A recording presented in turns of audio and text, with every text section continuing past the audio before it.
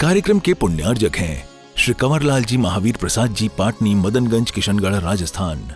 विदेह की पुण्य धरा पर जन्म लिया वह जीव सही, अपराजित शुभ नाम लिया औ पदवी थी बलभद्र निधि। संयम निधि को पाकर फिर से मरण समाधि साध लिया, रत्नात्रय बल से वह जीवन अच्युतेंद्र का पाए जिया, अच्युतेंद्र का पाए जिया।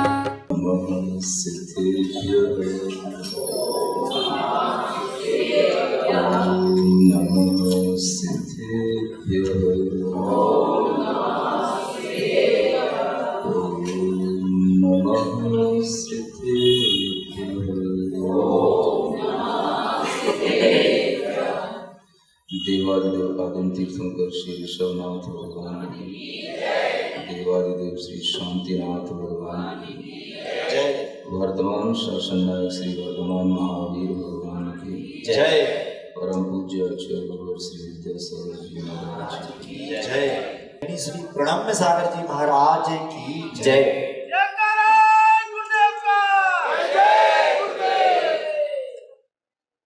श्री शांतिनाथ पद पंकज चंचरिका, देवानराः समभवन गणनाव्यपेता।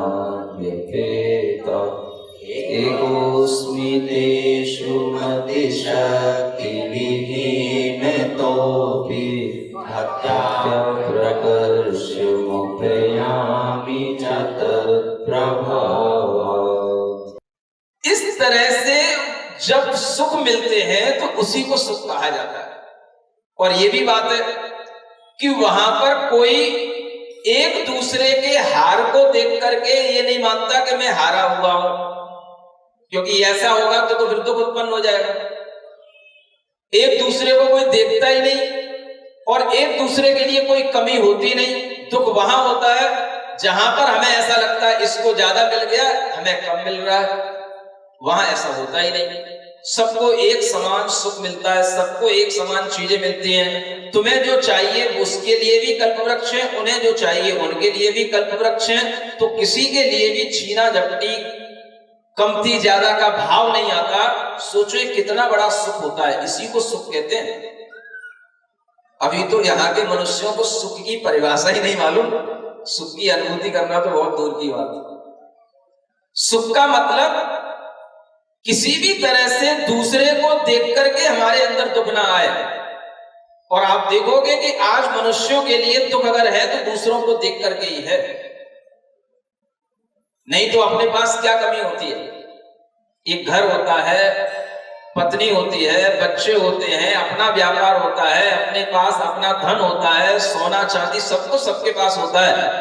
लेकिन उसके पास इतना, उसकी बेटी की शादी हुई, इतने करोड़ उसने दिया, उसके बेटे की शादी हुई, इतने करोड़ की हुई, इतना करोड़ उसको मिला,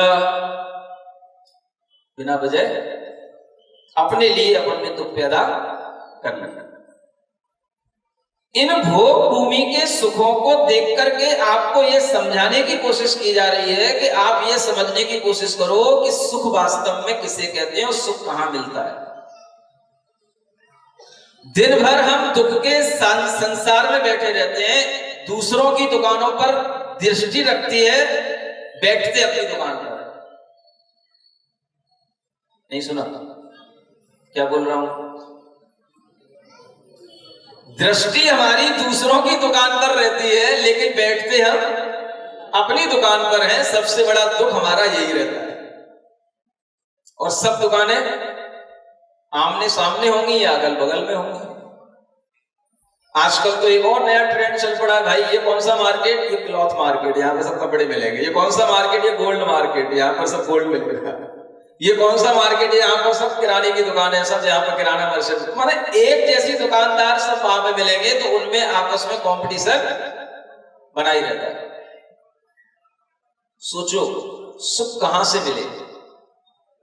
सुख मिलेगा जब आप अपने दिमाग की खिड़की खोलोगे, अरे दुनिया में हम इस कर्म भूमि में जी रहे हैं और इस कर्म भूमि में हमेशा हमें ऐसे ही भाव आते रहेंगे जब तक हम एक दूसरे को देख करके अपने अंदर दुख का भाव पैदा करते रहेंगे। हमें सोचना चाहिए कि हमें ऐसे भी सुखों के बारे में ज्ञान है जहां पर हमेशा किसी के लिए दूसरों को सोचने का दुख कभी होता ही नहीं है। तो हम फिर ये सोच सकते हैं हमें भी ऐसे ही जीने का प्रयास करना चाहिए। और जब आप ऐसा करने लगोगे तभी आपके अंदर वो साइंस आएगी कि आप अपने आप को सेल्फ मोटिवेट कर सको। आपके लिए यह साइंस ही आपके अंदर खुद ये बताएगी कि सोर्स ऑफ हैप्पीनेस कहां है। साइंस पढ़ने से कभी आपको सोर्स ऑफ हैप्पीनेस पता नहीं पड़ेगा। ये साइंस आपको जब पता पड़ेगी कि कर्म भूमि में सुख हमेशा दुख के साथ रहता है, सुख अगर वास्तव में होता है तो वह निश्चिंतता का साथ होता है, निर्भीकता के साथ होता है। और ऐसा सुख अगर हमें प्राप्त करना है तो हमें अपने परिणामों को, अपने भावों को चिंता रहित, भय रहित बनाना है। ये भाव जैसे ही आपके अंदर आएगा आप अपने आप सुखी हो जाओगे। इसी को कहते हैं सेल्फ मोटिवेशन। समझ में आ रहा है कि नहीं आ रहा? दुख कौन देता है? दुनिया। कौन देता है दुख? घर के लोग, परिवार के लोग, पड़ोसी। कौन देता है दुख? दुख हम अपने परिणामों से, अपने भावों से ज्यादा बुलाते हैं, दूसरा हमें कम देता है। और कभी देखना आप कोई दूसरा नहीं भी दे रहा हो तो भी हम बैठे बैठे दुखी हो लेते हैं। ये दुख और सुख की परिभाषा जब तक आपको समझ में नहीं आएगी, आपको अपने जीवन में कभी अनुभव ही नहीं होगा कि हमने जीवन में किसी क्षण सुख के साथ जिया है कि नहीं जिया है। भोग भूमि के जीवों की व्यवस्था देख करके आपको समझ में आएगा सुख तो ये होता है। दिन भर कंपनियों के चक्कर लगाते हुए, एम्प्लॉय बने हुए, दिन भर बिजनेस करते हुए, यहाँ का माल वहां, वहां का माल यहाँ डालते हुए, रात में थक के जब चूर हो जाते हो, 10-20 हजार लाख मिल भी जाते हैं तो क्या तुम्हें सुख मिलेगा? पसीना पहुंचने तक की तो फुर्सत नहीं है, सुख की बातें करते हो। सुख वह होता है जहां पसीना आए ही नहीं, जहां रोग हो ही नहीं, जहां किसी तरह की कोई चिंता हो ही नहीं, और बस सुख में, दुख के अभाव में उस सुख में मग्न रहना, जिस सुख में किसी भी तरह का कोई भी व्यवधान आने की भी कोई आशंका न हो। कहीं ये कोई चुरा ना ले जाए, ये कोई छीन ना ले जाए, ये कहीं लुट ना जाए, ये कहीं जल ना जाए, ये कहीं गल ना जाए, कहीं भूकंप ना आ जाए, कहीं बाढ़ ना आ जाए, कहीं पानी में बह ना जाए, वो कहीं हम यहां से दूर यात्रा करने के लिए गया है, सफर पे गया है, कहीं एक्सीडेंट हो ना जाए। कितने तरीके की बातें दिमाग में दुख के रूप में भरी रहती हैं और हम निश्चिंत होकर के सो भी नहीं पाते हैं और कहते हैं महाराज सुखी हैं। जब तक ये नहीं सोचोगे सुख क्या होता है, आपको कभी सुख होने वाला नहीं। तो भोग भूमि के जीवों की जो स्थिति है उसको देख करके हम समझ सकते हैं कोई एक ऐसा भी स्थान है जहां पर इस तरह से जीव रहते हैं, असंख्यात वर्षों तक रहते हैं। बड़ी बड़ी उनकी लंबाइयां बताई गई हैं, ऊंचाइयां 3-3 कोस, 1-1, 2-2 कोस के लोग होते हैं।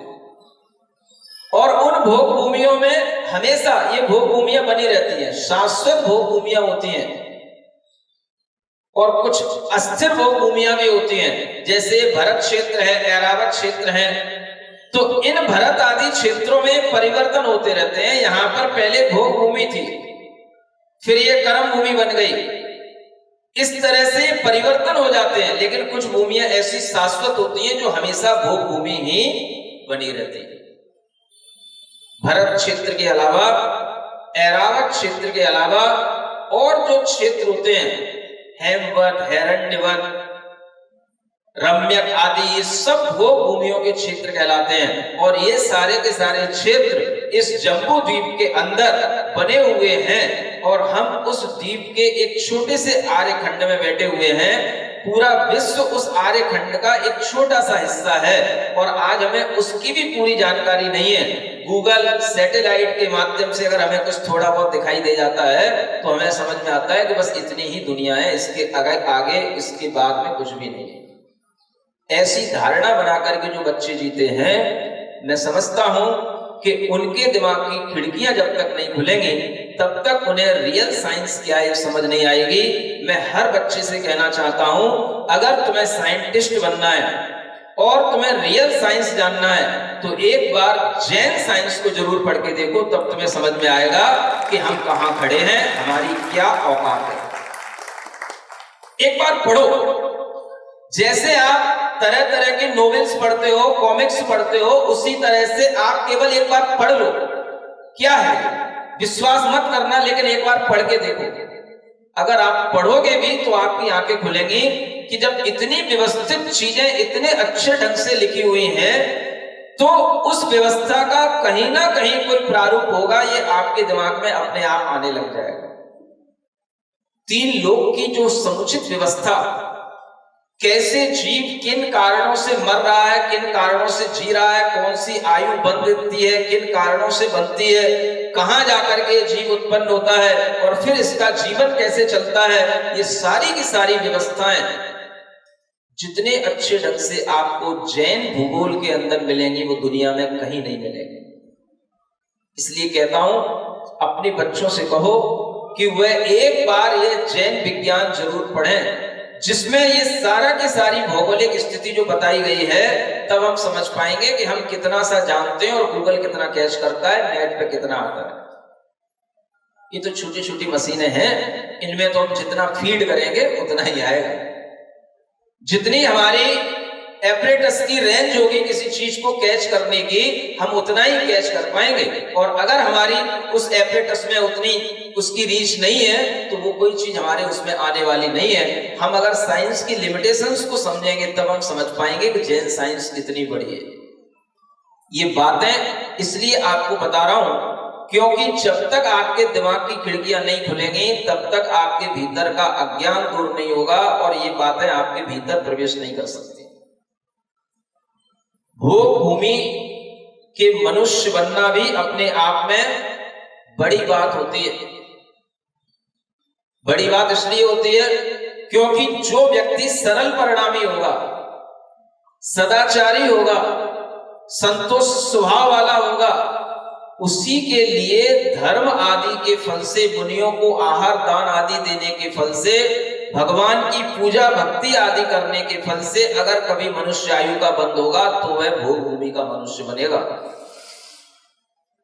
व्यक्ति अगर दुराचारी है, कसायवान है, अनेक तरह की कुटिलताएं अपने अंदर रखता है तो वह मनुष्य आयु का बंद भी नहीं कर सकता, वह त्रियंच आयु का बंद करता है। इसलिए भोग भूमि का सुख प्राप्त करने के लिए भी हमें पहले यहीं पर अपने परिणामों को अच्छा बनाना पड़ेगा, तब हम आगे की कोई अच्छी कल्पना कर सकते हैं। जब हम यहां पर अपने परिणामों को मंद रखेंगे, सुख भाव के साथ रखेंगे, तभी हमें आगे का सुख मिलेगा। तो सुख की ये परिभाषा जब आपकी समझ में आएगी तो अपने आप घर में होने वाले तरह तरह के कलह दूर हो सकते हैं।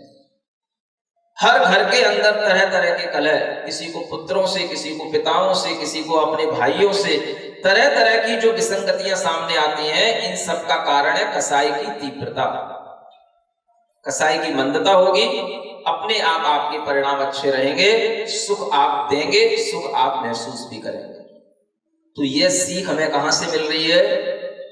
भोग भूमि के जीवों की तरह अपने परिणाम निश्चिंत निर्भीक सुखमय बनाओ।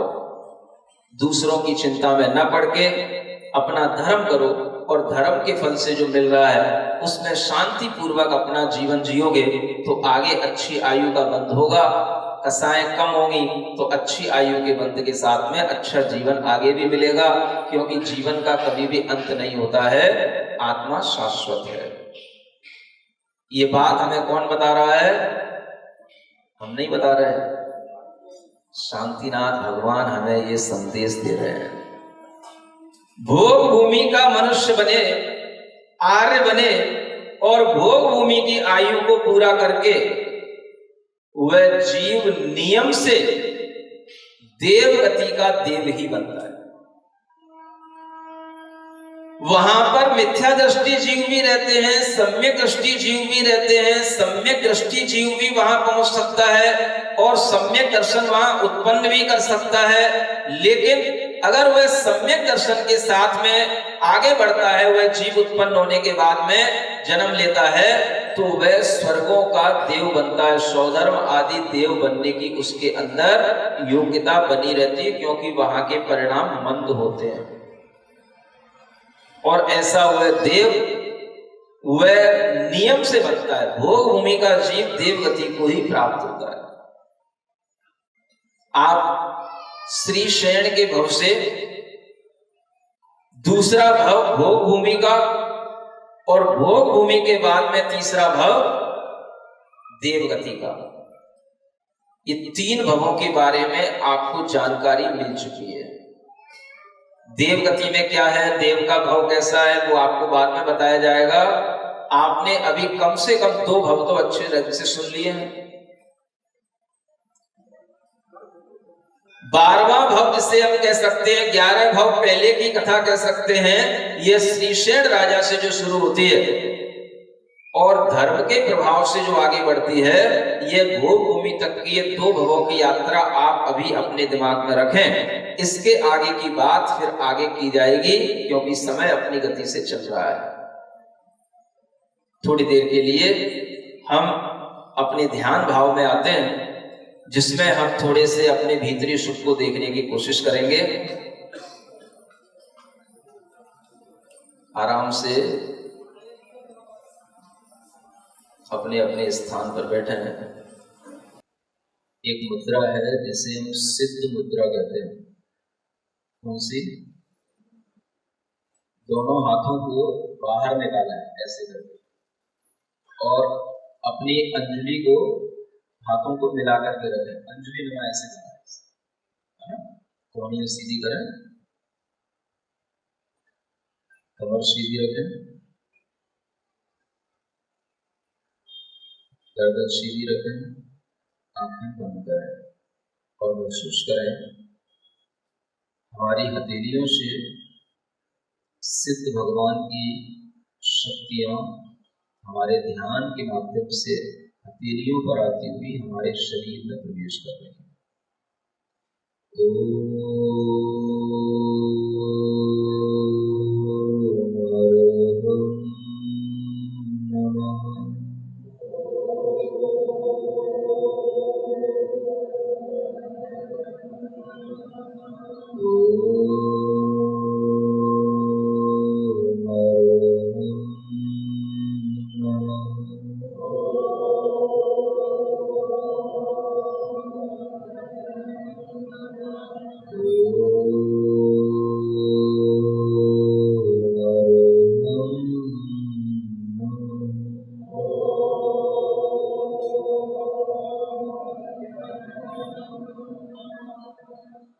बंद रखें, अपने हाथ नीचे कर लें।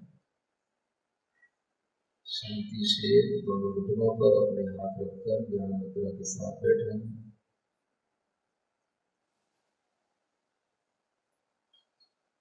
अपनी श्वास पर ध्यान दें।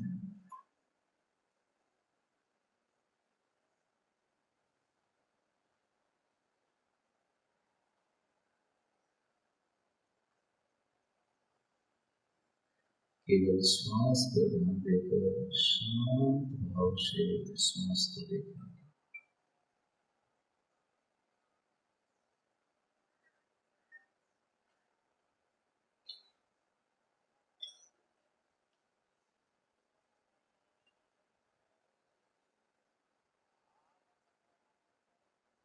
सुखी होने के लिए, सुख का भाव अपने अंदर लाने के लिए सिर्फ एक ही भाव आज आपको अपने माइंड में रिपीट करना है। मैं दूसरों से दुखी नहीं हूं। बहुत ध्यान से अपने माइंड में सिर्फ इसी भाव को रिपीट करें। निरंतर सिर्फ इसी भाव को रिपीट करें, मैं दूसरों से दुखी नहीं हूं।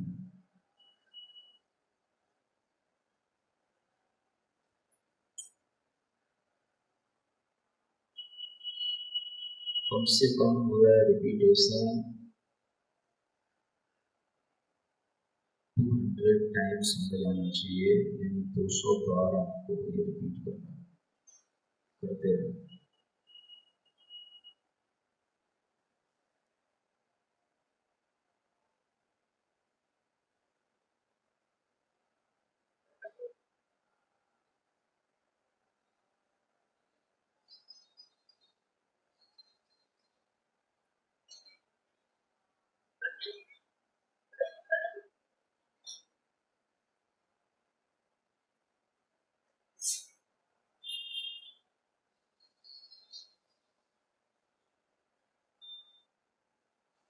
एक ही विचार, मैं दूसरों से दुखी नहीं हूँ, किसी को मन ही मन जल्दी जल्दी बोलते रहे, मन ही मन इसका चिंतन करें।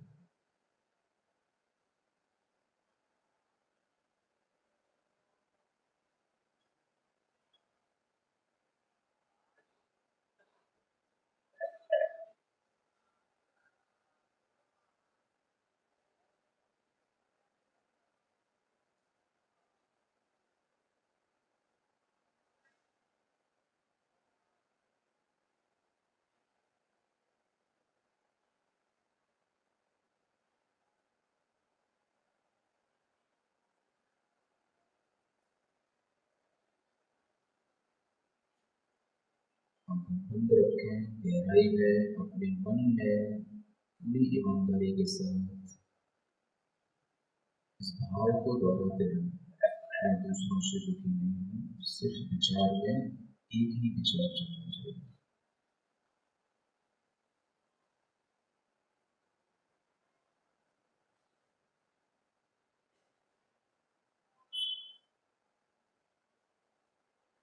बोलने की जरूरत नहीं, उठना हिलना, जितना भी नहीं ले, सिर्फ मन में एक ही भाव, एक ही विचार।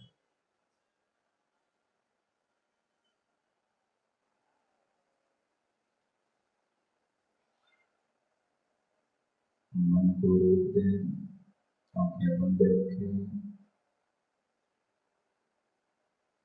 सोचना बंद कर दें, भाव करना बंद कर दें। विचार करें, मैं किसी ऐसे द्वीप में पहुंच गया हूँ जहाँ चारों ओर प्रकाश ही प्रकाश है। एक साथ एक जैसा प्रकाश चारों ओर, सूर्य का, चंद्रमा का, जो प्रकाश न बहुत ताप दे रहा है और न ही बहुत धूप का कष्ट दे रहा है। शरीर को अनुकूल लगने वाले उस प्रकाश में हम बैठे हैं। किसी अन्य द्वीप में हम पहुंच गए हैं जहाँ की पृथ्वी बहुत ही सुंदर रत्नमयी, चंद्रमा की प्रकाश की किरणों को बिखेरने वाली, मूंगा की तरह लाल प्रकाश, नीलमणि का नीला प्रकाश, चंद्रमा का सफेद प्रकाश जहाँ एक साथ फूट रहा है, निकल रहा है, ऐसी सुंदर रत्नमयी पृथ्वी पर हम बैठे हैं।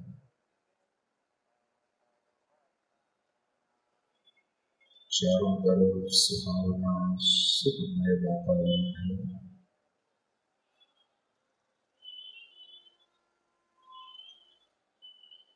गहरी लंबी श्वास लेकर के उस वातावरण की शुद्धि को अपने अंदर प्रवेश करें। मन को प्रसन्न करें, मुख को प्रसन्न बनाएं,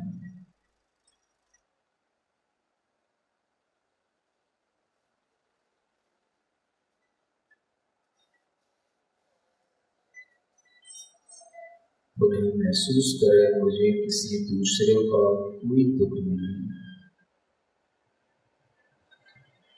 किसी के होने या न होने का मेरे ऊपर कोई प्रभाव नहीं।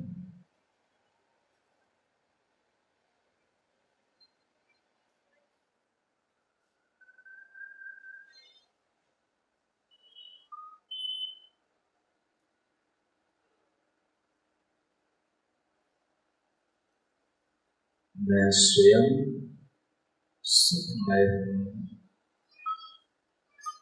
आनंदमय हूँ।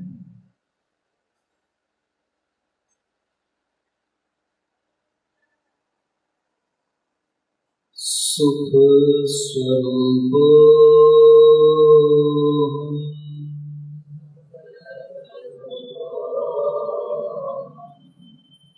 सुख स्वरूप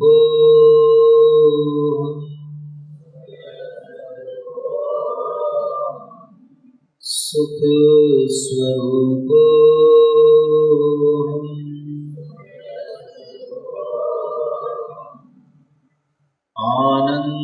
आनंदमयो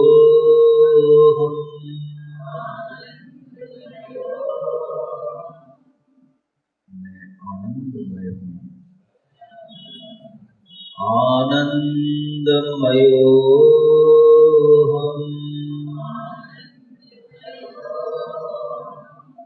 मैं आनंदमय हूँ, आनंदमयो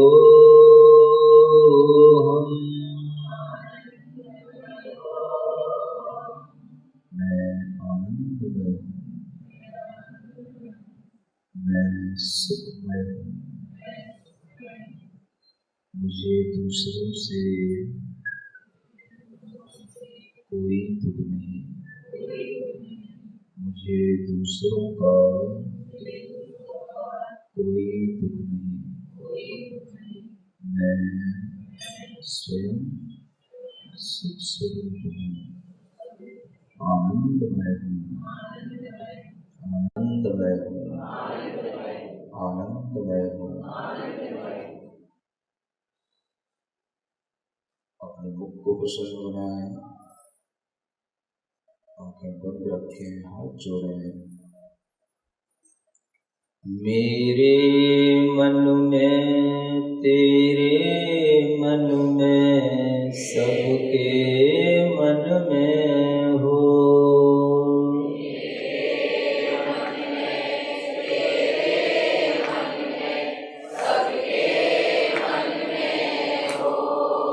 हल्की हल्की सी तालियों के साथ। मेरे मन में तेरे मन में सबके मन में हो,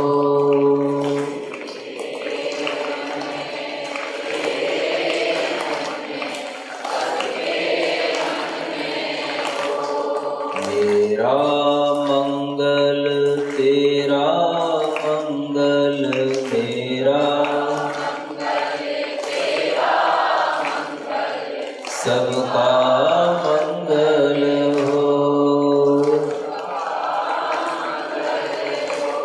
मेरे मन में तेरे मन में सबके मन में हो,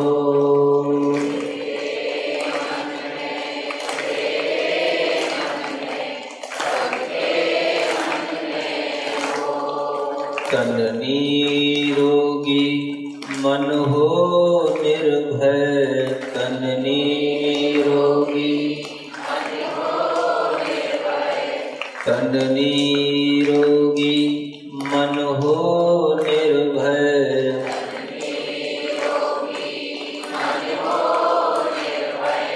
बोधि समाधि हो,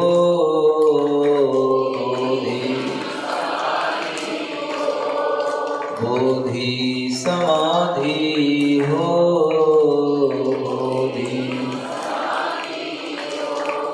मेरे मन में तेरे मन में, मेरे मन में सबके मन में हो।